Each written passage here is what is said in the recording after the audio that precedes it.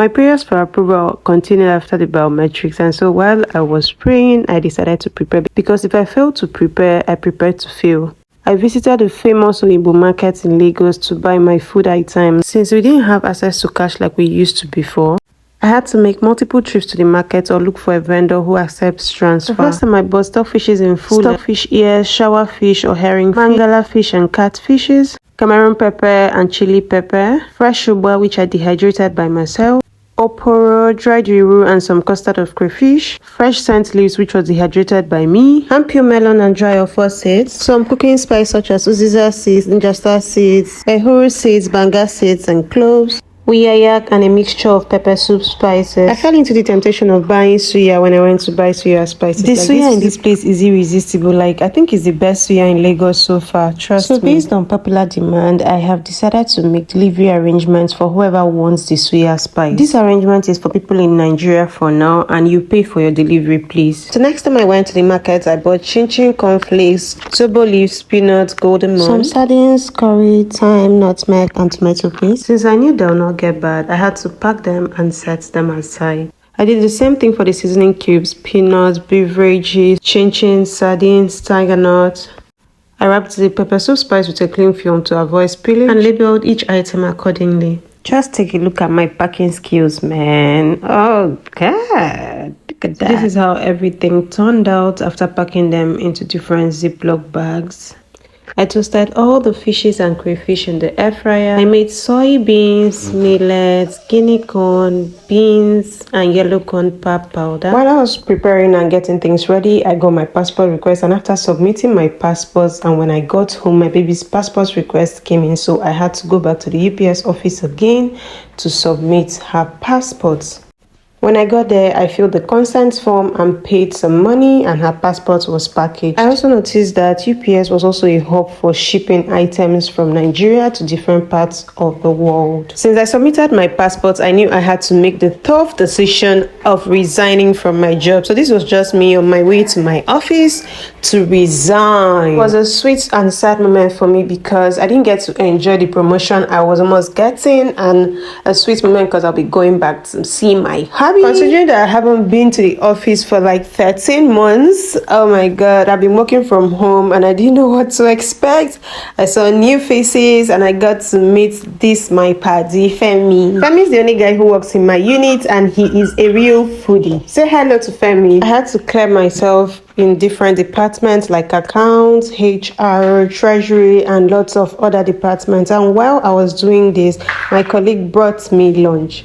Falake, thank you so much, baby girl. The clearance thing was not easy because I had to do my clearance on a Friday and I was just going up and down the staircase. Like, you go here and they're like, oh, this person has gone down. You come upstairs, oh, this person is not around, and all of that. But thankfully, I was able to finish my clearance and I returned everything in my possession. After that, I took a picture with my guys. This is Falake. Falake is a hair vendor. She makes this hair herself, like bone straight, whatever you want, wig revamp, just name it. She's good.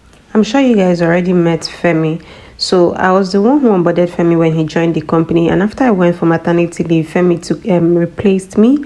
And so when I came back, he was the one re-onboarding me, like he was teaching me things again. He's such a cool guy. Thank you, Femi. That evening, I started arranging my baby's clothes. Her hair accessories were in one bag, her socks in one bag, her dresses in one bag, and other stuff. So I made sure to arrange her items accordingly. If you have watched up to this point and then you have not subscribed to my channel, Diaries, God, subscribe. See, it is only when you subscribe that you motivate me to shoot more videos, share more tips, and tell you guys what's up. So if you want to know what's up, hit that subscribe button now. This was the result of arranging all her clothes in the Ziploc bag. It makes everything easily accessible. I also labeled the Ziploc based on the contents of the bag so that it will be easy for me to sort out things if there is need. After arranging, it was easy for me to pack these things for shipping from Nigeria to Canada. At this point, I had exhausted the Ziploc bags and I went to Yaba in search of nylon bags. Shooting videos in the markets can be tricky, so I just had to hold my phone this way. And I don't want anybody asking me why I'm recording them. I stopped by Mama Tega to get these dental wipes for my baby, and I didn't even get to use it because my bag was rearranged at the airport, and so some things were taken out. I visited the famous Miniso store to get some toys for her. One of the toys was what she was using during the flight. This was the toy I settled for, and I also use this time to window shop for anything that I need or that I will need in the future, maybe during the flight.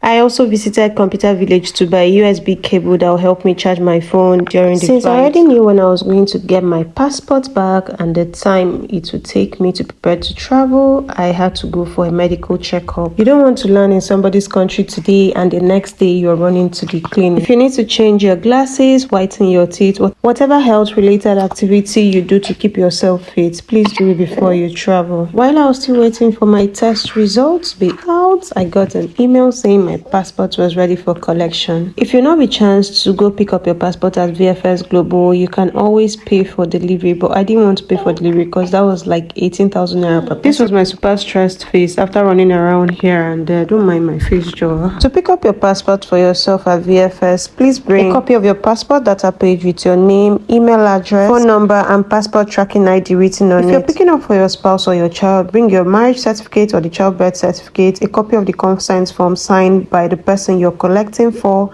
and also a copy of their data page with the details I mentioned earlier. A list of these requirements will be left on the screen for you. You see that data page that was stamped during your biometrics at VFS? If you have it, bring it. But I didn't have mine because I submitted it. Passport collection usually starts by 12 p.m. I left my house at 10:30, factoring in all kinds of delays on the road like traffic and any other thing that might happen. I experienced a lot of traffic on my way to VFS, and so I got to VFS 12:47 p.m. There were a lot of people at the gate and the number I got was 181. Hey, wahala.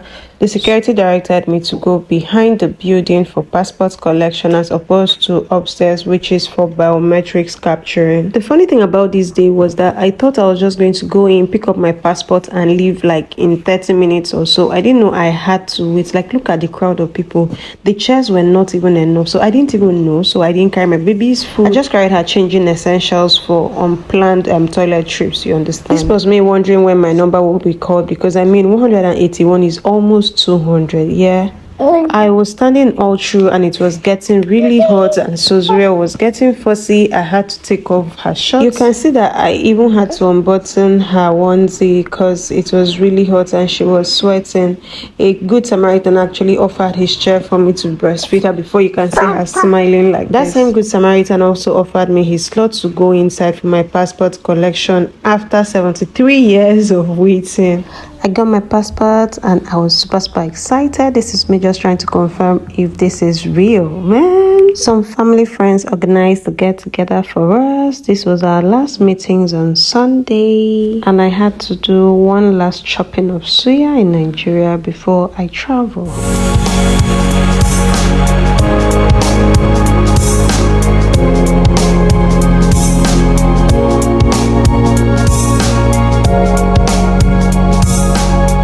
I retouched and braided my hair. See my fine face. Fine girl, how are you? And my hair was so... It was my first time choosing this color and the braids came out really beautiful. Few days later, I went for my nails. I visited the cargo company to ship all of my clothes and one last stop at my favorite Amala spot.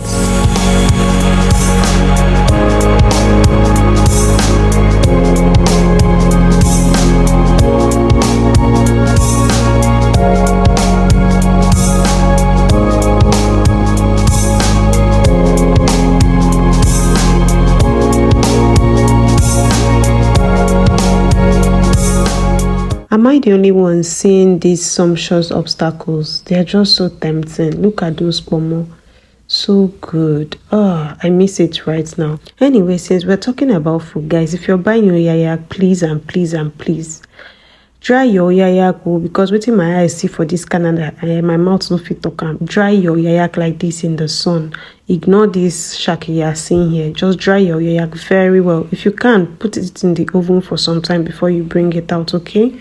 You may not do everything I did before I travel. No one knows you better than yourself. Feel free to do what suits you. Of course, some corn for the road.